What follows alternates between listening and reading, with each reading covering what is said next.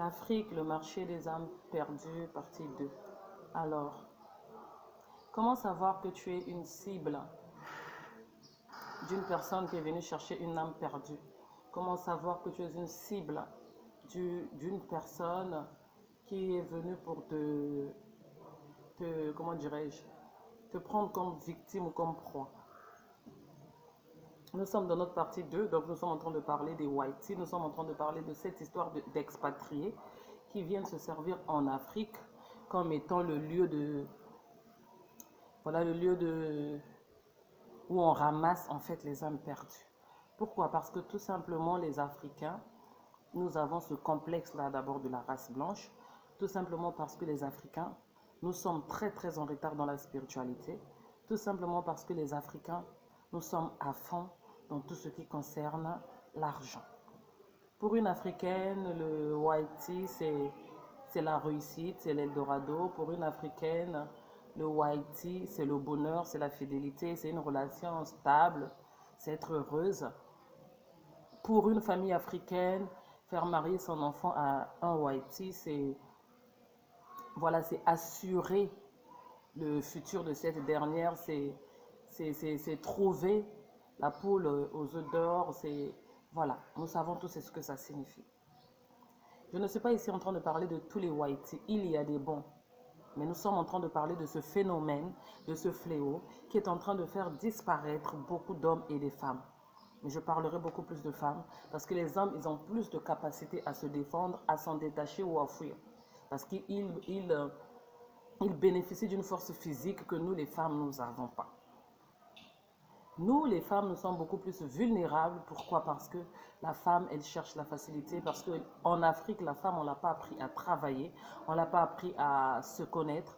On ne l'a pas appris à connaître la valeur de soi. On ne l'a pas appris à travailler tout simplement à être indépendante. En Afrique, jusqu'à il y a quelques années, la femme, elle était bonne au mariage, bonne à l'accouchement, bonne à la cuisine. Mais aujourd'hui, Dieu merci, avec le développement, le changement, les réseaux sociaux, la communication, les femmes commencent à chercher, à se connaître, à faire un travail sur soi, à trouver sa destinée, sa voie, à se faire entendre, à se faire valoriser. Mais par contre, beaucoup ne travaillent pas sur leur côté spirituel. Parce que se faire connaître, se faire valoriser, faire un travail intérieur, tout ça c'est bien, mais la spiritualité est encore plus. Parce que ces Whiteys qui viennent chercher les âmes perdues en Afrique ne viennent pas seulement pour des filles stupides, mais pour des filles qui n'ont aucune connaissance sur la spiritualité. Alors il faut savoir qu'il y a deux qualités de proie, deux qualités de victimes. Parce que je vois beaucoup de gens qui vont dire mais ça devient du racisme, ou encore beaucoup de relations noires ou Haïti mettent du temps. J'en connais plein, donc si pour vous ça n'a pas marché, ça ne sert à rien de parler pour tous. Je te répondrai en te disant que merci à ceux pour qui ça a réussi. Gloire à Dieu, on leur souhaite du bonheur, on leur souhaite de l'amour, c'est ce qu'on veut. Je pense que c'est ce que les Noirs, les Africains ont toujours vécu, ont toujours voulu. Parce que si on ne le voulait pas, jamais on se mélangerait avec les Whiteys. Tu es d'accord avec moi que nous avons subi l'esclavage? Tu es d'accord avec moi que depuis l'époque de l'esclavage jusqu'à aujourd'hui, les formes changent, les tendances changent, mais nous sommes toujours sous une forme d'esclavage d'une manière ou d'une autre. Mais malgré ça, nous allons dans ces pays, nous les marions, nous les épousons, nous mangeons, dînons et travaillons avec eux. Donc il n'y a aucun problème d'amour chez les Africains. Bien au contraire, s'il y a une chose que Dieu nous a donnée à nous les Africains et qui nous cause des problèmes, c'est exactement cet amour excessif-là. Ce syndrome de sauveur, ce syndrome de nous sommes tous égaux, nous sommes tous pareils. Mais est-ce que le corps adverse pense la même chose? Point d'interrogation. Alors c'est pour ça que je veux te dire qu'il y a deux formes de victimes, parce que tu me diras que les autres ça marche. Oui, les autres ça marche. On va parler pour ceux que ça marche. Là, le Whitey, il arrive, il débarque, il vient en Afrique. Il va premièrement, les endroits où on pêche le plus, c'est dans les discothèques. Après les discothèques, il y a les relations. Il y a par exemple les restaurants, pardon. Et après, il y a peut-être les présentations entre les personnes, ou aller dans des endroits où il y a les petits peuples. Mais là, on va d'abord parler d'un Whitey qui vient pour la première catégorie de victimes, c'est-à-dire des filles développées, des filles aux yeux ouverts, des filles au standing élevé, des filles qui savent tenir une coupe de champagne, des filles qui aiment la vie des Whitey, des Occidentaux, des filles qui sont à la recherche des Whitey, des Occidentaux, de cette vie de rêve, de cette belle vie, de la richesse, de tout ce que le Whitey peut donner. Donc des filles qui ne sont pas naïves face à la réalité des Whitey, des filles qui ne sont pas naïves face aux rêves européens ou américains, des filles qui connaissent très bien qu'il y a un monde de l'autre côté qui pourrait leur donner plus de bonheur, plus de richesse, plus de stabilité. Et ces genres de femmes, ce genre de filles, on les retrouve dans les discothèques, dans les restaurants de luxe, des restaurants classe, à la recherche de ces Whitey qui vont leur offrir leurs rêves. C'est la première catégorie. Dans ce cas-là, ces filles, elles sont déjà indépendantes, ces filles, elles sont déjà intelligentes, on peut le dire comme ça. En tout cas, quand je parle d'intelligence, ce n'est pas forcément sur le point intellectuel, mais une intelligence de la vie, une intelligence du mal et du bien, savoir reconnaître ce qui est vrai et ce qui est faux, une intelligence un peu spirituelle aussi, parce que ce sont des filles qui rentrent aussi elles-mêmes dans, peut-être d'autres dans des loges, d'autres pas dans des loges, mais dans des petits trucs, parce que dans ce monde-là, il faut te faire belle, il faut attirer la chance, il faut que tu sois remarquée. La compétition, elle est rude. Il y a beaucoup de filles, beaucoup de femmes dans les boîtes et les discothèques et les restaurants à la recherche des Whitey, donc il ne faut pas être simple. Je ne dis pas qu'en Afrique, il n'y a pas de magie. En Afrique, il y a la magie, il y a la sorcellerie. Nous le savons tous. Donc, ce sont des filles qui font recours elles-mêmes à la magie, à la sorcellerie, pour pouvoir être belles, pour pouvoir briller, pour pouvoir être choisies, pour pouvoir mettre toutes les chances de leur côté d'attirer un Whitey. Donc, ce ne sont pas des innocentes non plus. Ce sont des âmes perdues ou des démons tout simplement. Des âmes perdues, pourquoi? Des âmes perdues, des filles innocentes qui n'ont pas attrait à toutes ces choses-là, sataniques, sorcelleriques, pour pouvoir arriver à leur fin, mais qui se trouvent quand même dans le monde de la nuit. Tout simplement âmes perdues. Puis, il y a ces femmes démons qui, elles, sont aussi comment dirais-je, participantes venantes des mondes des ténèbres, qui rentrent dans la sorcellerie, qui rentrent dans la magie, qui touchent les fétiches, qui sont prêtes à sacrifier leur âme pour avoir des hommes Whitey, qui sont prêtes à dépenser des fortunes pour enfermer un homme Whitey dans une bouteille, dans une calebasse, qui sont prêtes à tuer leurs amis pour avoir la place de la première dame, qui sont prêtes à faire tout ce qu'il faut, des lavages, des bains, des consultations, des incisions, tout ce qu'il faut pour pouvoir être dans une relation avec Whitey. Elles ne sont pas saines non plus. Donc ça, c'est la première catégorie. Ce sont des filles qui spirituellement sont aussi atteintes, spirituellement sont aussi négatives, spirituellement sont aussi du mauvais côté, sont dans le noir et dans l'obscurité. Donc lorsque le Whitey arrive et qu'il tombe sur ce genre de fille, pas beaucoup de travail à faire, pas besoin de la tuer. Non, elle n'est pas une menace, elle n'est pas un adversaire. Pourquoi elle n'est pas une menace? Parce qu'elle est déjà agent des ténèbres, parce qu'elle a déjà la marque de la bête, parce qu'elle est déjà travailleuse des ténèbres, parce que ce Whitey étant élevé en spiritualité, a déjà reconnu quelqu'un qui appartient à son clan, quelqu'un qui est doté d'une spiritualité négative. Ils ont le discernement, ils ont la sagesse, ils savent reconnaître. Ce sont des initiés à des hautes fonctions. Donc ces petites filles de boîte qui touchent à des petites magies, des petites sorcelleries, des petits gris-gris, des petits vaudous par là, ne vont pas leur apprendre la spiritualité. Il arrive dans la boîte, dans le restaurant, il dégote cette fille-là. Il change sa vie, il l'emmène en Europe et ils font 40 ans, 20 ans, 50 ans ensemble et tu diras que non, voilà, ça a marché, voilà l'exemple, voilà, oui. Ça a marché parce que le but n'était pas la tuer, c'était de faire d'elle une alliée. Lui étant à un rang plus élevé, il cherche quelqu'un qui a un rang moins élevé et fait d'elle une alliée pour l'utiliser tout simplement.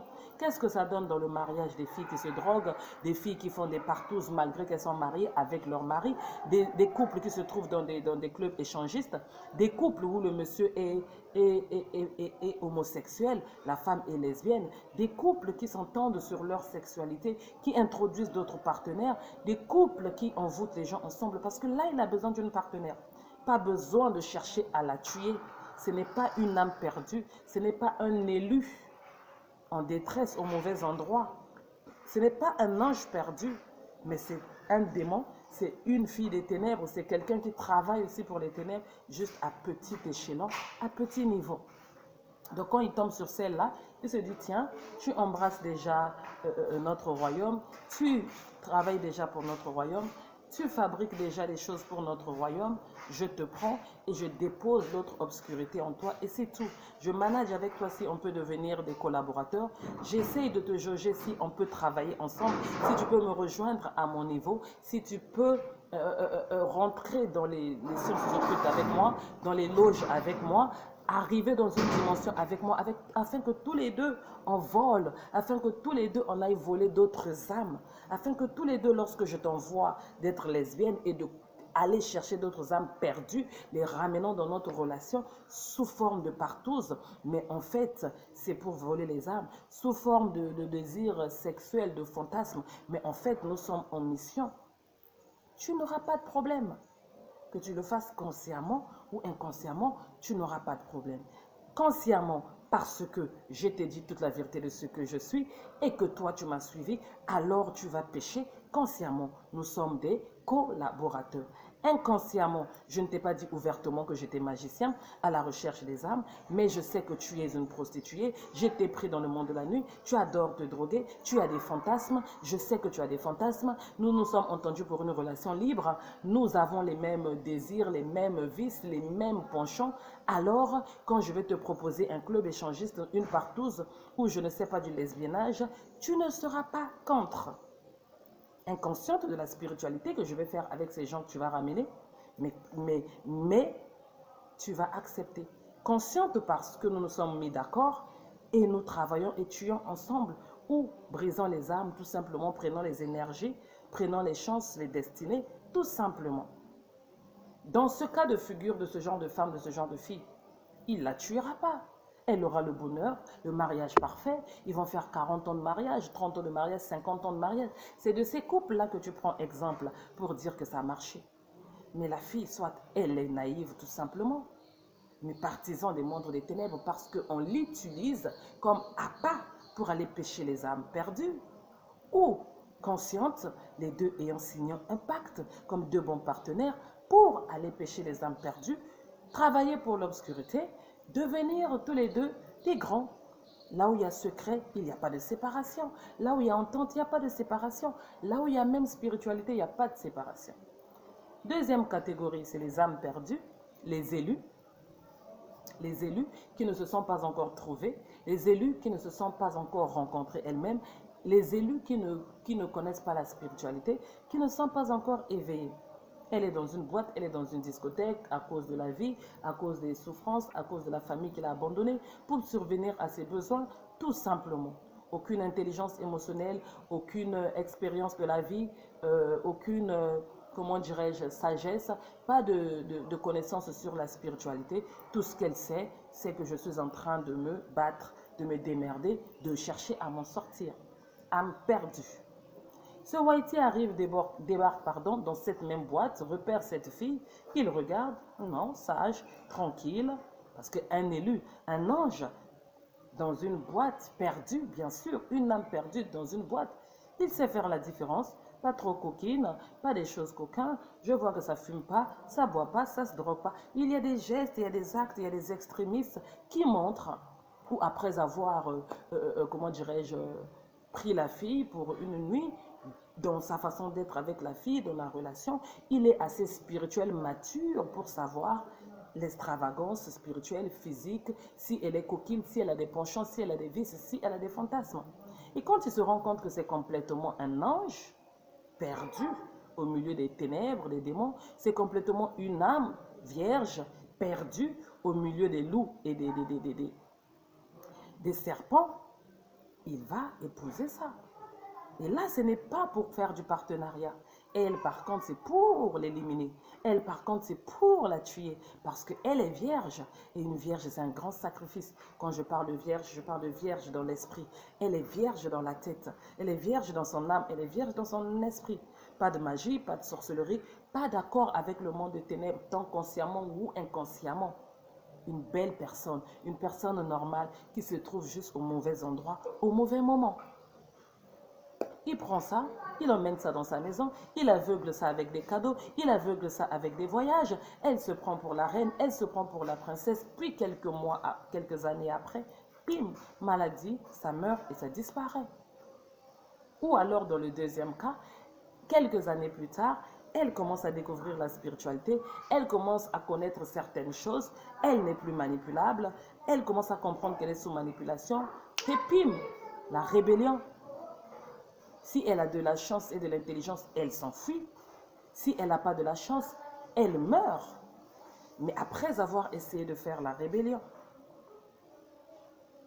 Dans les deux cas, celle-ci est bonne à tuer, celle-ci est bonne à éliminer parce que c'est une étoile à prendre, parce que c'est une âme blanche, parce que c'est un ange, parce que c'est un élu. Sa lumière est importante. Donc les élus, il faut les tuer, les élus, il faut les éliminer. Les élus, c'est le sacrifice qu'il faut pour monter en échelon, pour monter en grade. D'où celles qui se font tuer, celles qui se font sacrifier, celles qui se font rejeter, celles qui se font renier. D'où les témoignages que nous voyons sur les réseaux sociaux. Ceux qui ont la chance s'en sortent pour pouvoir raconter l'histoire. D'autres ne racontent pas l'histoire parce que tout le monde n'est pas appelé à parler. Il n'est pas donné à tout le monde de parler. Tout le monde n'a pas le courage de parler.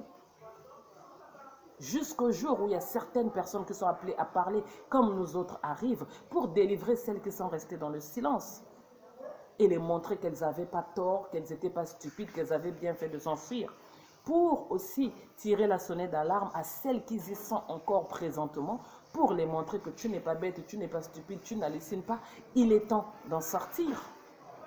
Maintenant, quant à l'autre catégorie où ça marche, derrière les caméras bien sûr, où tu vas prendre l'exemple pour dire que là, ça a marché, je te dirais, va voir de près, n'est-ce pas une mascarade? Va voir de près, y a-t-il pas un contrat? Va voir de près, la personne n'est-il pas en train de regretter les accords signés au début? La personne n'est-il pas en train de payer les pots cassés des accords signés au début? Les deux partenaires ne sont-ils pas adeptes des mêmes loges, des mêmes pratiques? Si c'est le cas, c'est normal que ça marche. Maintenant, après, c'est sûr qu'il y a une autre catégorie où les deux sont vierges, blancs comme noirs, et ils s'aiment. Je suis sûre que ça existe, mais c'est une minorité. C'est une minorité. La majorité, c'est les deux cas dont je vous ai cités. Ou contrat diabolique, ténébreuse, occulte, ou âme perdue à sacrifier, à liquider, pour être élevé. Et malheureusement, la majorité, c'est dans ces cas-là. C'est pour ça que l'Afrique est le marché des âmes perdues. Parce que ces filles, elles sont naïves, ces filles, elles sont perdues. Ou naïves spirituellement, ou naïves dans les expériences de la vie, ou tout simplement des filles qui sont adeptes des loges, adeptes de la magie, de la sorcellerie, à petit niveau, et qui se font pêcher par les grands requins, les grands spirituels, les grands satanistes, pour les utiliser comme des appâts de recrutement ou comme des partenaires. Dans les deux cas, l'Afrique reste le marché des âmes perdues. J'espère que cette vidéo a pu t'aider. Ouvre les yeux et tu verras autour de toi comment ça fonctionne. Ouvre les yeux et tu verras que c'est comme ça que ça a été pour toi. C'est dans une boîte, c'est dans un restaurant. Maintenant, il y a l'autre catégorie. Pour ne pas se faire trop remarquer, ils vont prendre le petit peuple. Ces filles-là qui ne sont ni dans restaurant, ni dans boîte, ni dans discothèque, ni dans les endroits luxueux, qui sont dans les villages, qui sont perdus, qui n'ont aucune connaissance d'une fourchette, d'un couteau, d'une connaissance d'un talent, d'une connaissance d'un parfum de luxe, d'une connaissance de... Elles n'ont aucune connaissance des filles ou des femmes complètement... Je ne sais même pas comment dire. Ça, c'est la troisième catégorie. Et pour celle-là, il n'a pas besoin de faire d'efforts. Il n'a pas besoin de faire d'efforts. Elle est complètement à l'ouest. Elle ne connaît rien du tout. Et ce sont le genre de filles qu'on voit après même mariage. Il n'y a pas de transformation. Il ne l'arrange pas. Il ne la met pas en beauté. Il ne l'expose pas. Il fait le tout qu'elle reste à 100% sobre, vierge, naïve, dans son cocon de je ne connais pas. Pourquoi? Parce que la rangée serait l'exposer à la connaissance.